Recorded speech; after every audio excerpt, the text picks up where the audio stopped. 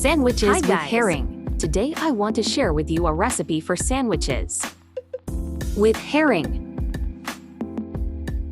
It's very tasty and simple. Boil eggs in boiling water. Cut the onions into half rings. Add 6% vinegar and marinate for 15 minutes. And drain the vinegar. Fry the gray bread a little.